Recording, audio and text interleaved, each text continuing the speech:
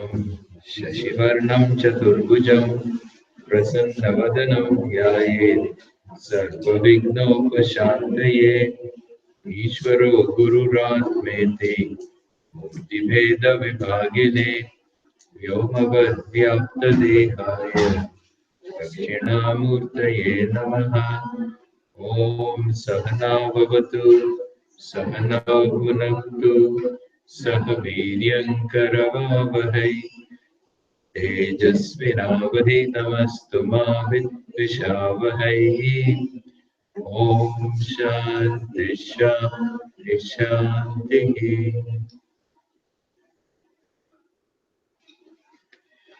Okay, so we've been looking at the 8th chapter, and so there is one more topic that is covered here, and that has to do with gati. Gati. So after maranam, after death, what is the so what happens to the individual? That is talked about. Okay.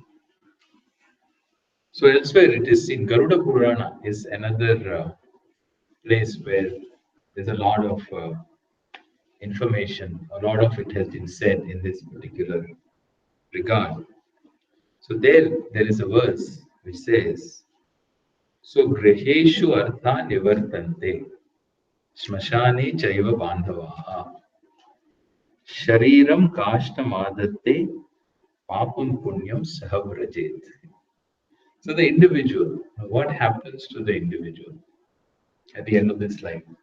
So he says, griheshu artha nivartante. So all the arthas, all our possessions, everything that belongs to us, all our money, our stocks, our cars, our wealth, everything is left behind. It comes to an end. Griheshu in the house. So whatever is there is there. You don't carry anything with you, in other words. Then Shmashane Chaiva Bandhavaha. So then besides the things that we have, there are Bandhava, relatives, relatives, friends, connections, all these attachments are there. So these accompany you little bit, yeah, beyond the house. So they accompany you up to the Smashana. So Smashanam is the crematorium. So all the friends come up to there, and there you part company. The person parts company with them. Then Baki, what is left? So your Shariram is left. Shariram Kashtam Adate. Shariram also you have to give up. So you offer that to the Agni. The Agni Devata. The thing is offered for him to take care of it. And then you go on. What accompanies you? He says, Papam Punyam Sahavrajit. So the only thing that goes along with one person, along with the Jiva, the individual, is Papam and Punya Papam. So that is the Adrishta. It's the unseen results of the actions that have been done by this person. So the actions that we do have Drishtaphalam and Adrishtaphalam and seen results. So seen results are immediately whatever you see as a result of what we do. But then there is also unseen results. And what are these unseen results? The seen has to do with what is done by me.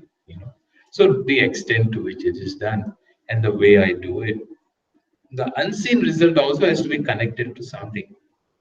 Of course, it's connected to the actions, but more than that, it's connected to choice that I make. So there is the element of right and wrong with respect to human beings, because we have a certain freedom in choosing.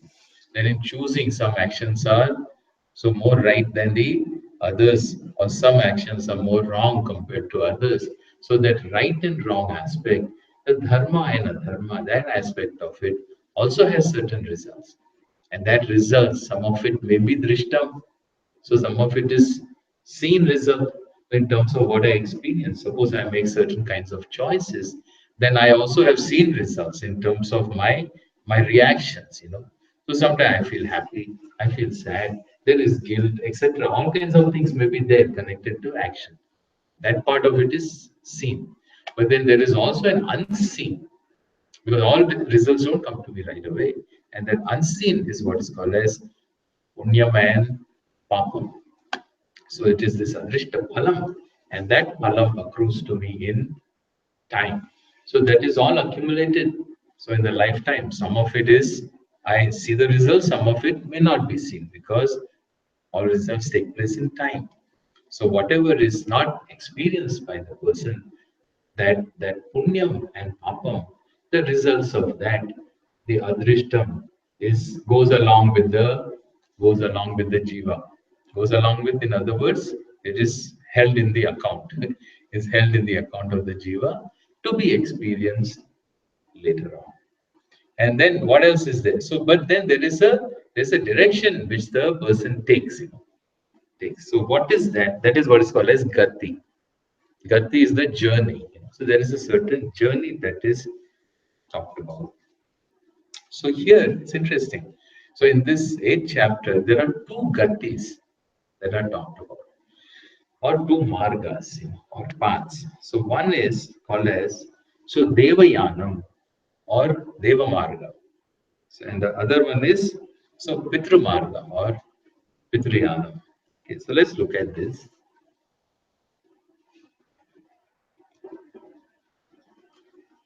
So here he says, so the Shukla Margam, Deva Margam or Devayanam is also called Shukla Marga. Shuklam is the white path, the light, the path with the light. So this is the journey that is taken by the jivas who are, he says, Brahma Upasakaha, Sagunam Brahma Upasakas. So the people who worship the Lord, okay, who understand the Lord, who worship the Lord in terms of Sagunam Brahma. The Sagunam Brahman is the Lord as the creator, as the one who has created the universe. And this creator, it may be in whichever way we understand it, it doesn't really matter for this purpose. So we look upon the Lord as the one who creates this whole universe, who's responsible for the results of the action. So this is what is called as Sagunam Brahma or Ishvara. So the Ishvara Upasakaha, the one who understand and evoke the Lord in this particular form, they go take this Shukla Marga, what is called as Shukla Marga, which can take them to different lokas. Different lokas are talked about. So let us see. In the verse, there is a verse 24. I'll go a little back and forth with the verses to see the understand the topic. So 24 it says, Agnir Ahas Shukla Shanmasa Uttarayanam Tatra Prayata Gachanti Brahma Vido Janaha. So Agnihi Jyoti Ahaha Shukla Shanmasa Uttarayanam. So these are the different lokas that are talked about. So loka, what is a loka? Also, you have to understand. So loka is a loka. We think of a place. So there are different lokas. Or so loka can also be understood as a field of experience. Because after all, what is a place for the individual? It is a field of experience. Loka is experience in terms of my perceptions. So I see a particular world and I live in that world. I experience the world. That is what is my loka. So in the waking there is a loka. In the dream also there is a loka is there because that's what I am experiencing. The whole world is there. So like that, lokas are different fields of experiences for the jivas. Okay. I can take it literally. Okay. in the sense as physical lokas. So there are so many lokas that are there. But really speaking, if you look at this a little bit more closely, a loka doesn't really, the same loka, for example, we all experience this world. This is a loka, Manushya loka. So even though there is a Manushya, we call it a Manushya loka, but it is not only Manushya loka, it's a loka for Jantus also. It's a loka for animals, it's a loka for bugs, insects, for everybody. So for all beings, it is a loka, not a Manushya loka. But then we call it Manushya loka because as Manushyas, I experience this loka, it becomes Manushya loka. At Pashu, if I experience this loka, it will not be Pashu, Manushya loka, correct? It will be Pashu loka, isn't it not? So because that animal experience is different. It's different than my experience. So which is interesting. So when we talk of, just think of this. So when they talk of the dog heaven, right? So when they'll tell the kids, so when the dog pet dies, where did the dog go? The kid asks, and they say, oh, he went to the dog heaven. So dog, okay. So maybe, so we visualize this. So what is a dog heaven? Is it a heaven made up only of dogs, or is it a heaven made up of who knows what? Okay. But it is a heaven, definitely. We don't know. We don't know. It's a heaven made up of, so dog experience, we can say, right? So any heaven which is made up of a dog experience from the standpoint of a dog is a dog loka, right? So you understand what I'm getting at? So here one cannot separate a loka from the experience, really speaking, from the senses. So the world it's not the world, it's the world I experience. Whenever I think of the world, it is the world that I experience, the world that I perceive is the world. After all, what is the world? Does the loka exist outside of the one who, is there an objective loka minus the loka I experience? The world, is there a world where minus the one that who experiences the world?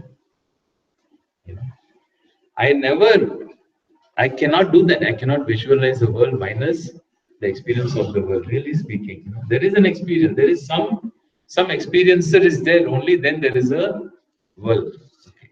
So it is the world. It's my world of experience. Without me, is there a world of experience, or is there a world? Really speaking, even if I think there is a world when I'm not there, it's only a world of experience. It may be a world for some other people, you know, but the experiences have to be there. Otherwise, really speaking, there is no world. You just think about this a little bit. In any case, so when we say loka really is not there are objective lokas they're sitting there, but it's always a loka with respect to the one who's experiencing the world, whatever jiva it may be. Jiva is a particular form, the subject. So whichever form a subject takes in order to experience the loka in a particular form, like a dreamer. So dreamer also is a jiva, is also a subject who's experiencing a loka, which is the dream loka. So in any case, there are many lokas that our Shastram talks about. And these are all the different lokas here that are mentioned, like Agni, Jyoti, etc. There's another place it says, so Agnir Jyotiraha Shuklaha Shanmasa Uttarayanam Samvatsaro Deva Lokaha Vayulokastatah Paraha Adityas Vidyudu Vidyulokascha Varunalayaha Indra Prajapati Brahma Vidyuto Manavah Punapuman. So these are all different kinds of lokas that are Aditya Loka, Chandra Loka, Vidyul Loka, Pitru Loka. So there's different kinds of lokas. In any case, so this jiva the one who is a Saguna Brahma Upasaka, who has prayed and worshipped to the Lord, understood the Lord as the creator, he can go towards these different lokas, depending on the karmas, and then finally can end up in Brahma Loka. So Brahma Loka is the most exalted of all the lokas, he says. Okay, so Tatra Brahma Vidaha Janaha Brahma Gachanti. Brahma Gachanti means Brahma Loke Gachanti. Okay, they go there. And going there, what happens? Then later on he'll tell. But one possible thing that can happen there is, so they can get what is called as Krama Mukti. Krama Mukti, Brahmana Upadishtaha. So there also he has to, so if he happens to learn from Brahmaji, who Brahmaloka is here, the Loka where Brahmaji is the Devata, presiding deity for the Loka, directly he will teach him you give him Brahmajnanam or Atmajnanam, and he can get moksha. And that is what is called as Krama Mukti. That is one possibility. The other gati that is talked about, or if he ends up in any of these other lokas, then again he will continue as a jiva, continuing different experiences. 25. Dhoomo Ratristatha Krishna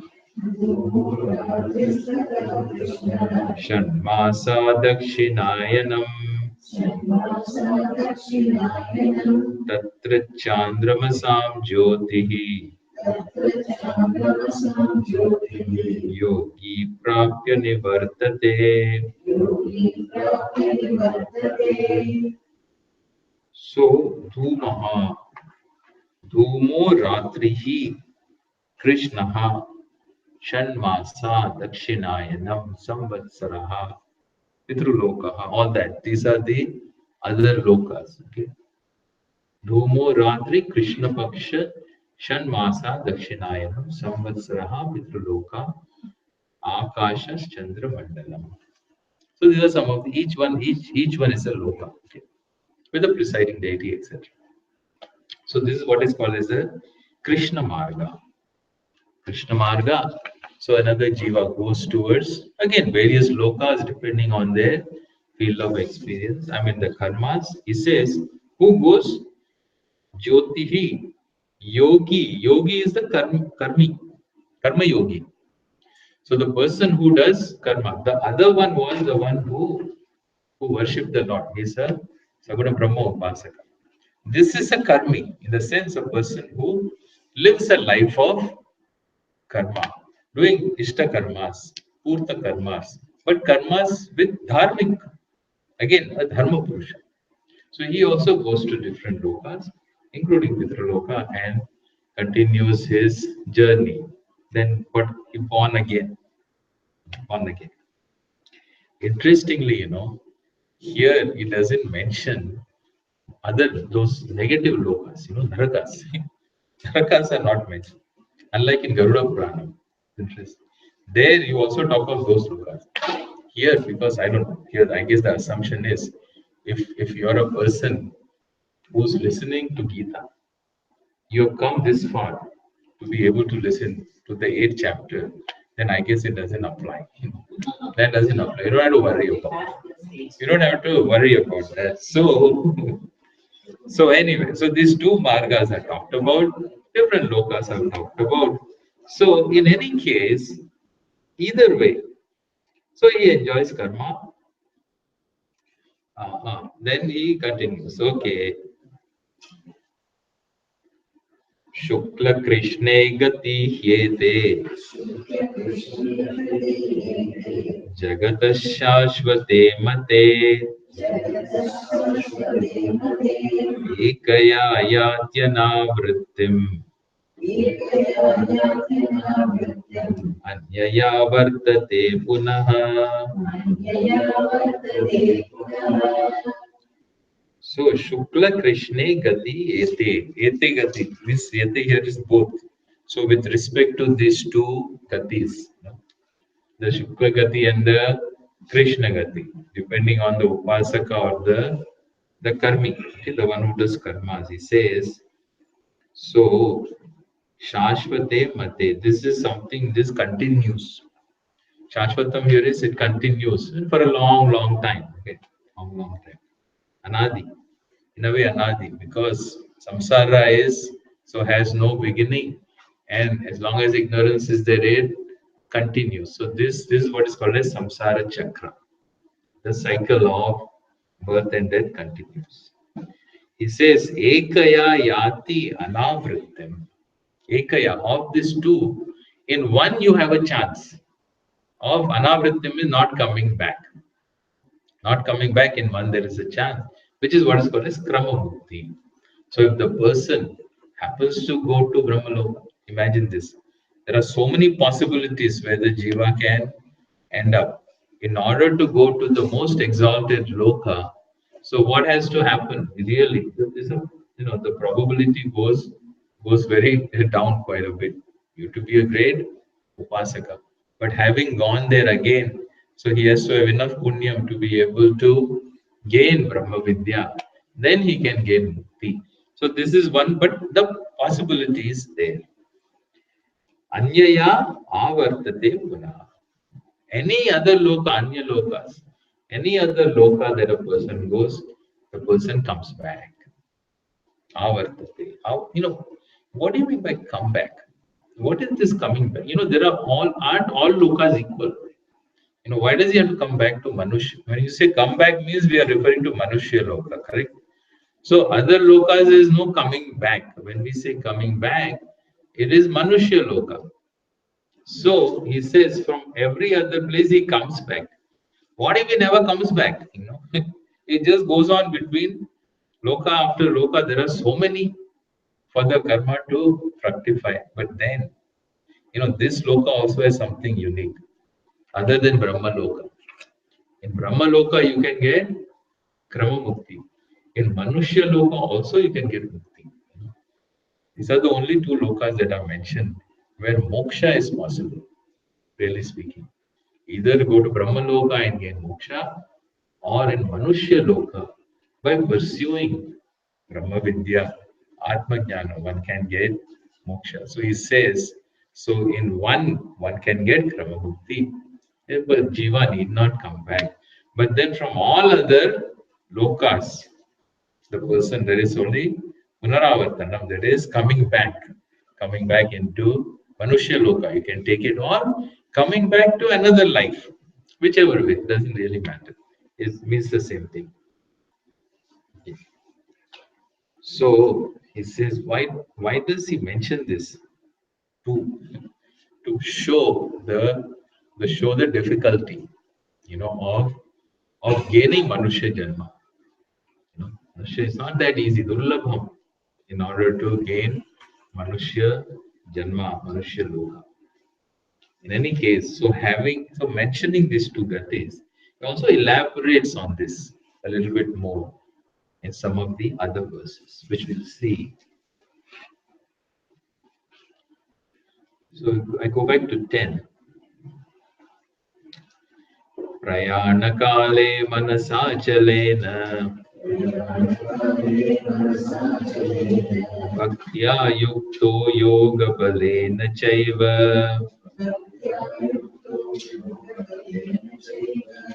भ्रुवोर्मध्ये प्राणमावेश्य सम्यक्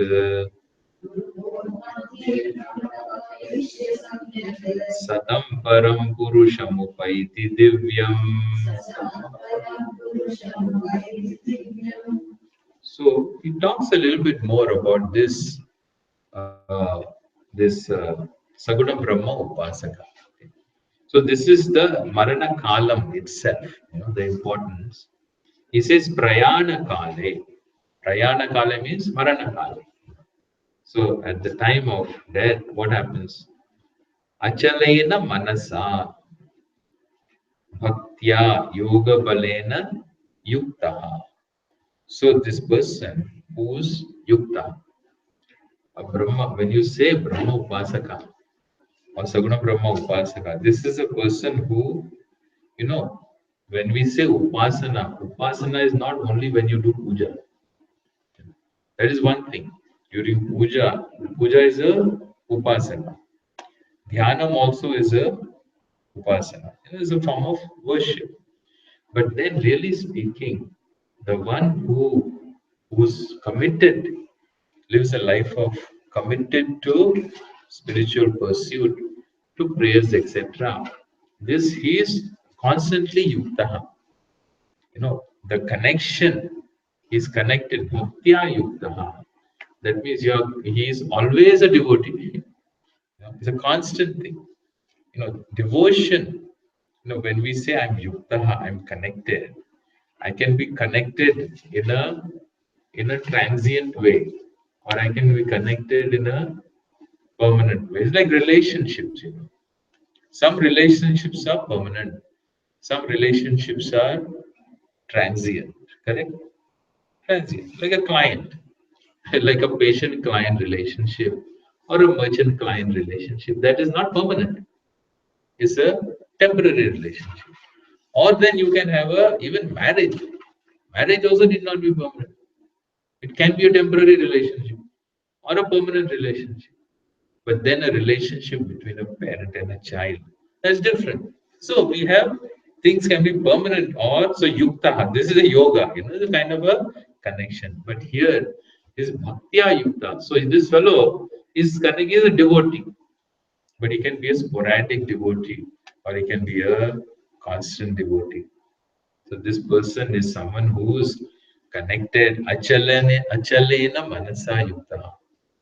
He's connected with a mind which is not a transient, is not a wavering mind, it's not a changing mind. That is a bhakta, you know.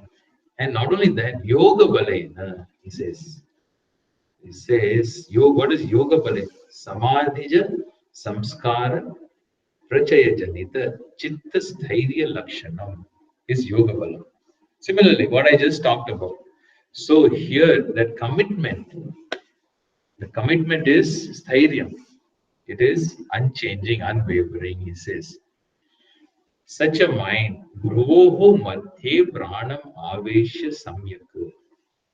So, in other words, meditating upon the Lord, this person gives up his at the final moments. Okay, so that's why they say, whatever you think of at the final moment is where you go. You know, So the fellow thinks, simple person thinks, what, doesn't matter how I live. At the last minute, if I think of the Lord, then everything will be okay. But then in order to think of the Lord for at the last minute, you have to have this kind of a relationship. Then you don't have to think of the Lord because you're never not thinking of the Lord. Okay. So this is a thing which doesn't just happen.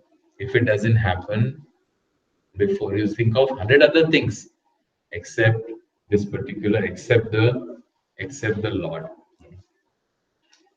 That's why in our culture they will name all their children also, they'll give God's names.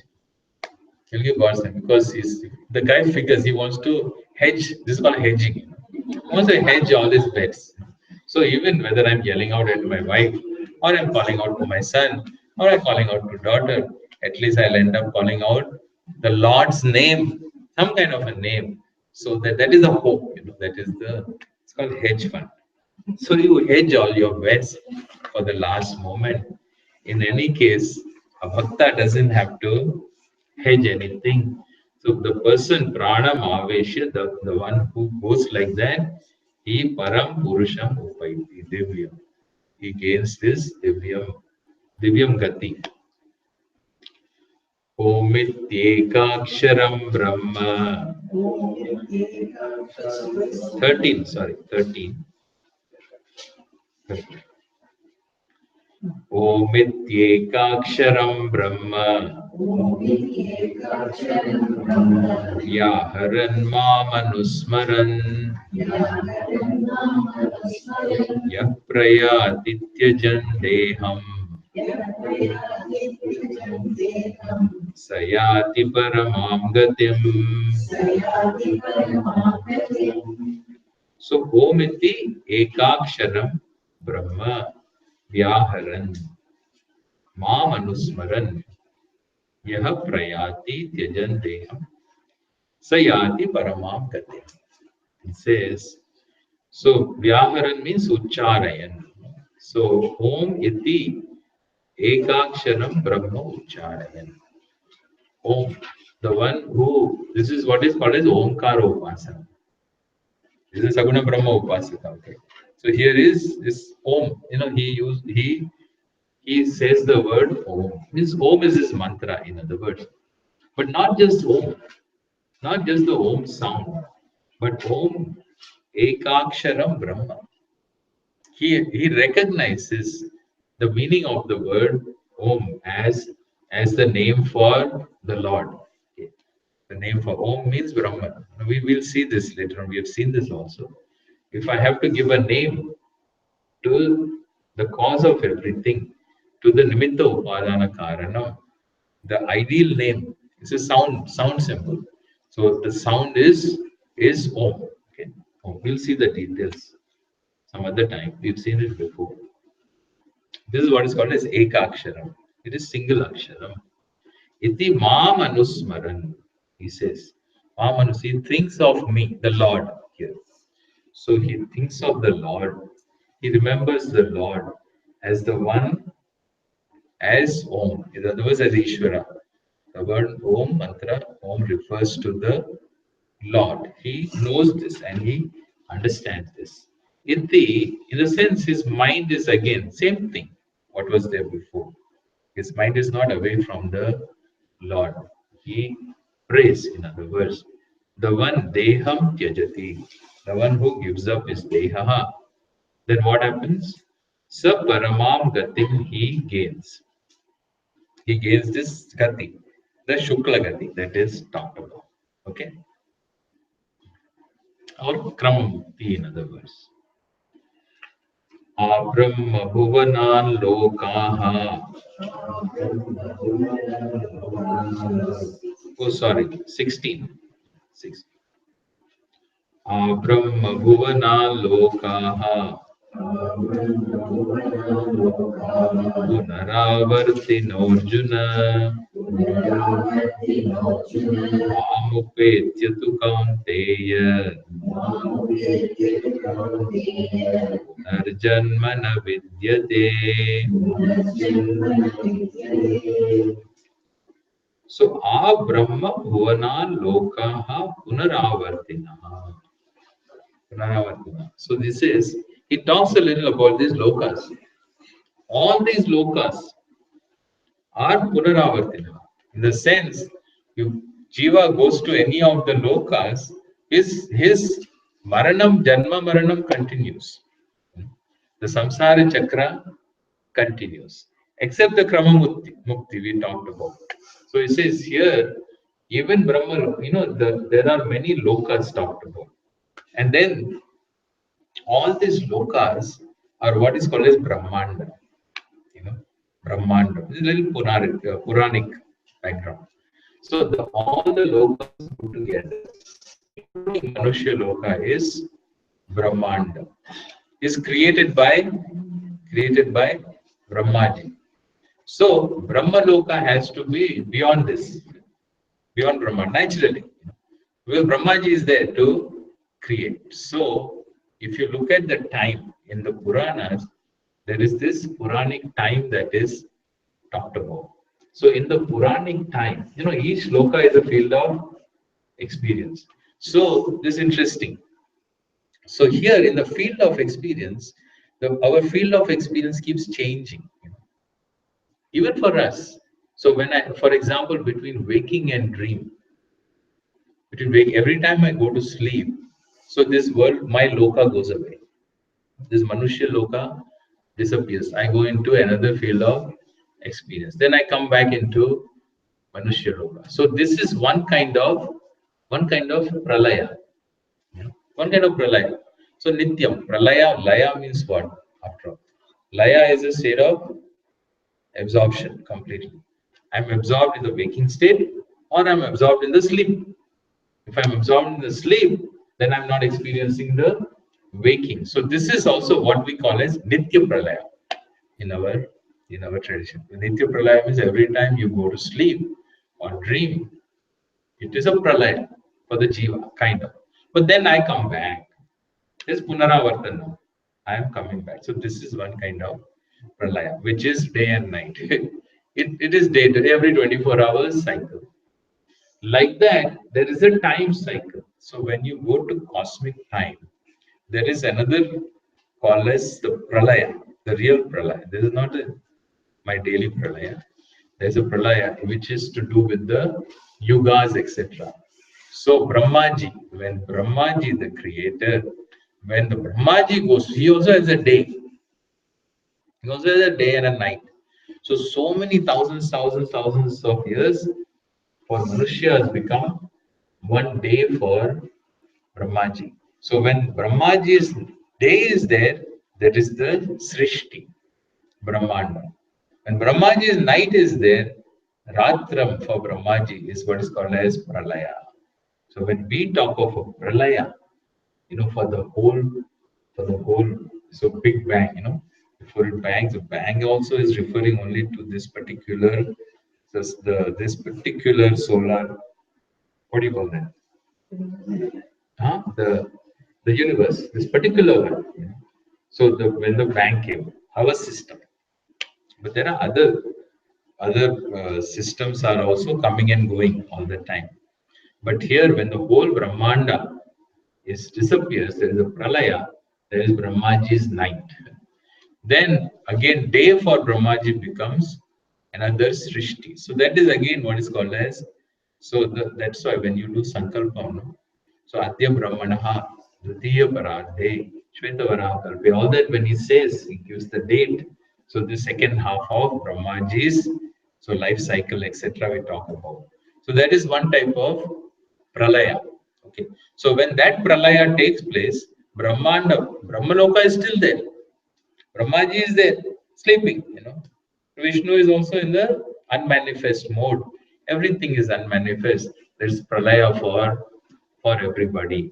Then again, the same Brahmaji wakes up, and then again everything manifests like this.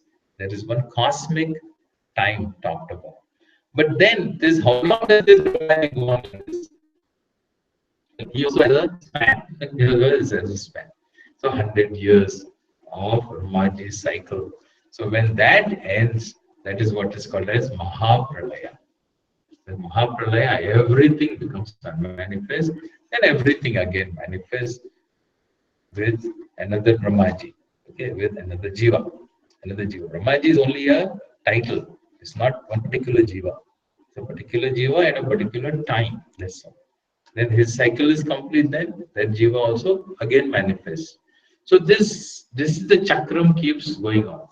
So he says, including Brahma Loka, Brahma Bhuvana Loka, including that Brahma Loka, everything is Punaravarta, everything is coming back. Okay, there is no finality to that. Punaravartinaha Arjuna, Mam Petya tu Kaunteya. On the other hand, he says, Mam, the one who recognizes, so Mukti, the one who gains moksha, the one who understands the truth of himself and the truth of Ishvara, which is not different, then for that person there is no punaravartana. Punarjanmana vidyate. For that jiva, there is no longer any punarjanma. For jiva, there is always punarjanma. When the jiva recognizes, I'm not a jiva anymore, there is no punarjanma. This is all with respect to the upasaka that he mentioned. With respect to karmata, what does he say? Again, punarjanma he talks about more.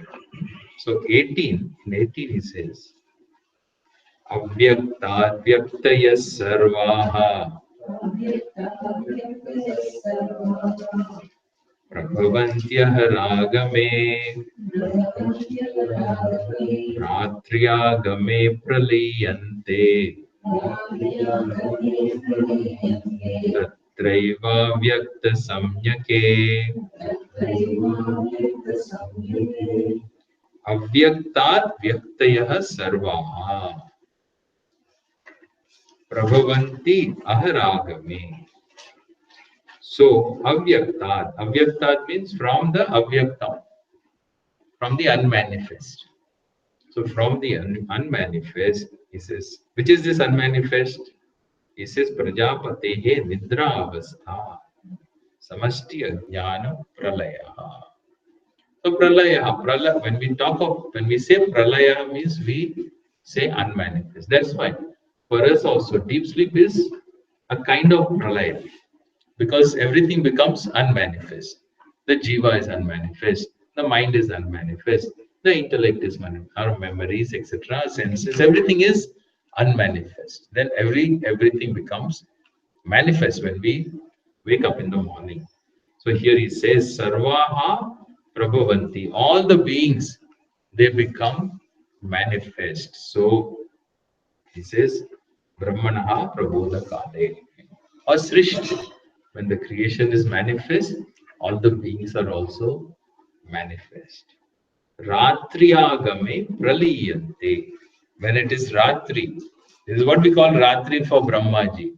So where everything becomes unmanifest, then when everything is manifest, that is the ahaha. Ahaha is the day. So day for Brahmaji is everything manifest. Night for Brahmaji is everything unmanifest in terms of pralaya. Bhutagramassa evayam bhutva bhutva praliyate ratriyagame vashah partha prabhavatyah ragame. So bhutagramaha sa eva ayam bhutva bhutva praliyate. So all the bhutagramas. So this is not just the beings in all the bhutas, See, when like when you dream, when I dream, what happens? There is this, I manifest, correct? As the dreamer. I not only manifest as the dreamer, but the dream world also gets manifest, really speaking. So manifestation includes, there is this subject object manifestations. Everything is manifest. Like that, it is either collective or it is individual. Collective is how we understand creation. Individual is how we understand our individual life experience. Okay? So he says, so Bhuta Grama are the so Purvasmin Kalpe Samudaya, that which was there in the previous Kalpam. So like the same person, goes to sleep and wakes up. Goes to sleep and wakes up. Like that, all the jivas that were there before, so they are unmanifest, and all they become manifest again. It's not new fellows come. Not necessarily. Until the person gets moksha, these jiva things continue. So therefore it says bhutva bhutva praliyate. So having been manifest, again they resolve, again they manifest. So he talks about the samsara chakra here. So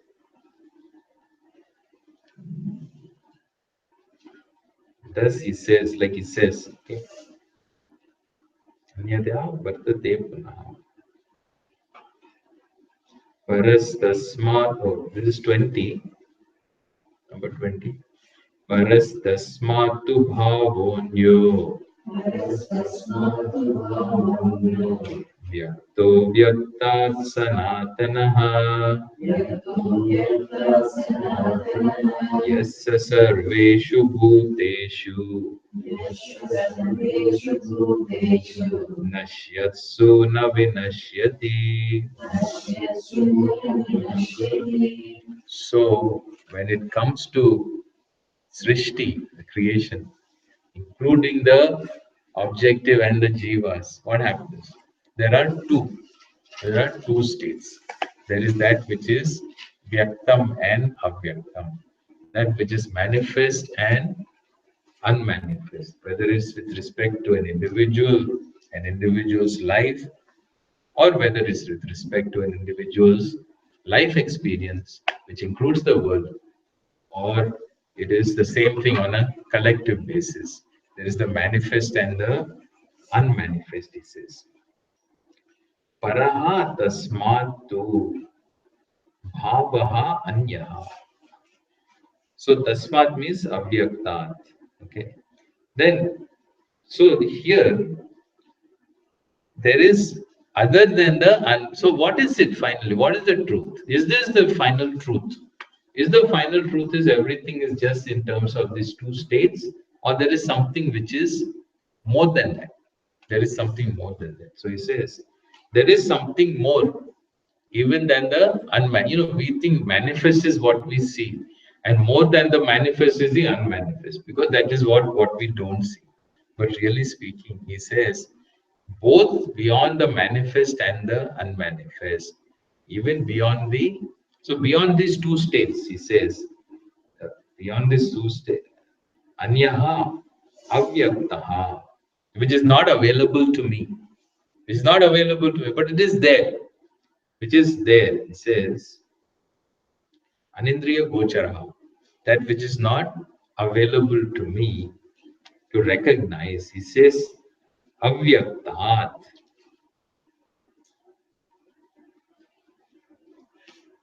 Okay. Sanatanaha, which is nityaha. Saha yaha sarveshu bhuteshu nashyatsu na vinashyati. Which, see, when everything else comes and goes, this doesn't go away. There is something which sustains everything. So there is something which sustains the manifest and the unmanifest. It's like on an individual level. I experience this in life, right? So I am manifest and I am unmanifest. There is the waker who's manifest, and there is the sleeper who's unmanifest. Okay? In the waking, everything is manifest. The waker and the waking one. In the sleep, so everything is unmanifest. So these are the two, Vyaktam and Avyaktam. But then that is not the end of it. There is something that sustains all of that. That he says is Paraha, that which transcends both the manifest and the unmanifest. As long as I'm going between these two, I continue in these two states. The Jiva continues. Jiva is the one who is manifest or unmanifest, goes through all this samsara chakra. But he says there is something which transcends all of this, which sustains both the manifest and the unmanifest. That is something that doesn't die. There is no nashaha for that. That because it transcends time and so on, which is what we call as so Brahman, or that which is the truth of everything. So he points out to the truth, even with respect here in the context of this jiva that is being talked about. So the jiva itself is not just in terms of the in terms of the living experience, but also in terms of the after experience that is mentioned. And then whatever the journey of the jiva, it is something that continues. It continues. So it is also explained so that a person can then in the bigger picture, what to seek in life, whether I continue to seek a life of this kind of birth and death, or whether I look for something that transcends both of them. So then, which is what is called, and then become free from this cycle of birth and death. So, with that, he concludes this particular chapter of uh, called as what? Akshara Brahma Yoga.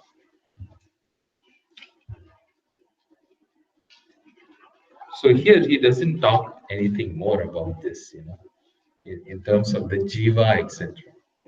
And those other things that we talk about, the things that you do, prayers, etc., those are talked about in Dharma Shastra. So we'll stop with this and then continue next time. Om Purnamada Purnamidam Purnat Purnamudachyate Purnasya Purnamadaya Purnamevavashishyate. Om Shanti Shanti Shanti. Hari Om Shri Gurubhyo Namaha. Hari Om.